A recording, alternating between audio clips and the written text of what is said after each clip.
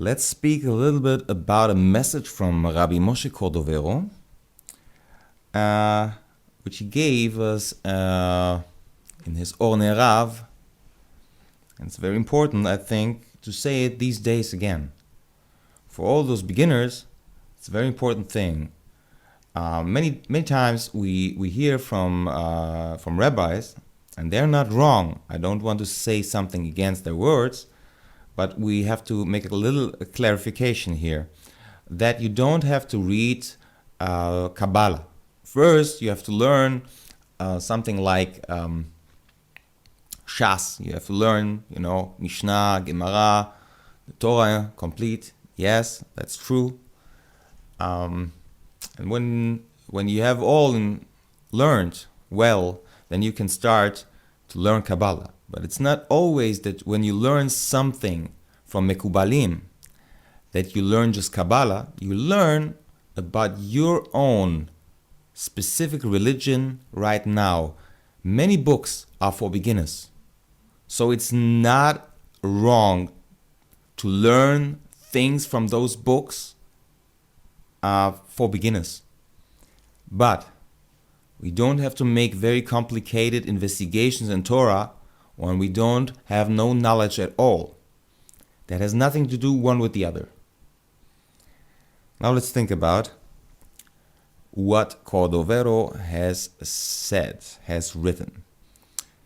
He quotes in the Zohar HaKadosh, the section Bahalotcha, it's number 3, 152a.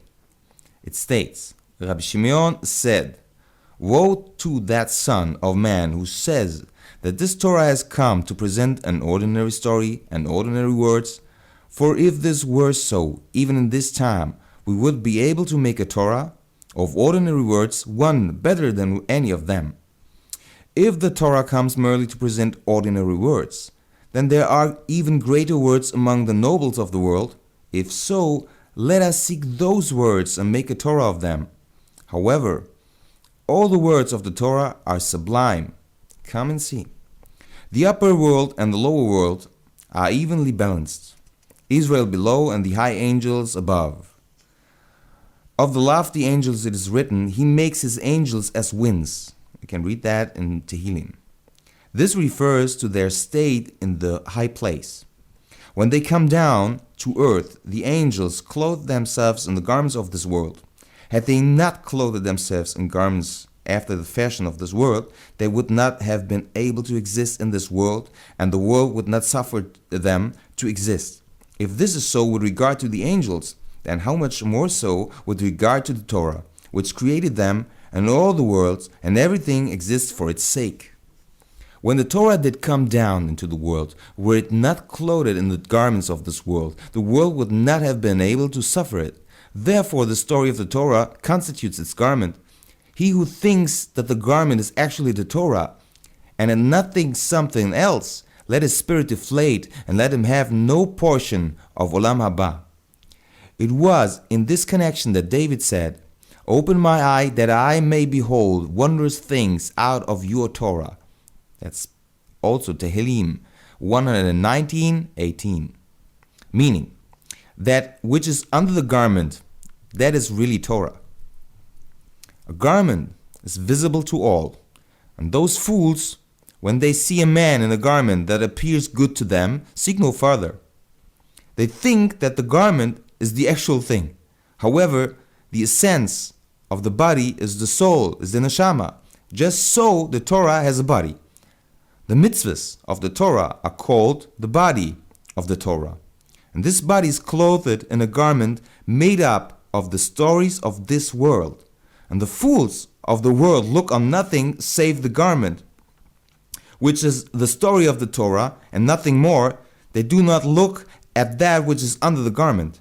And the wise, who worship the Most High King, those who stood at Har Sinai, look only at the neshama, which is the most essential thing of all, of course.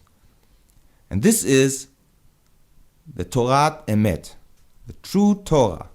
And the world to come, in Olam Haba, they will look at the neshama of the soul of the Torah.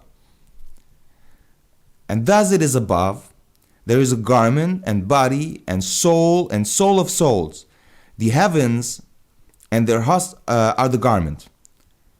And the congregation of Israel is the body which receives the soul, which is the glory, the tiferet, the beauty of Israel, which is the very Torah. The soul of the soul is the ancient Holy One. All are connected one to the other. And woe to those sinners of the world who say that this Torah is nothing but an ordinary story. They look at the garment and no farther.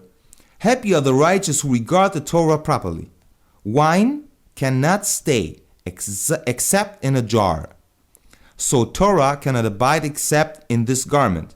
Because of this one must seek to look at the Torah only and only through what exists under this garment. Thus, all those words and stories are garments.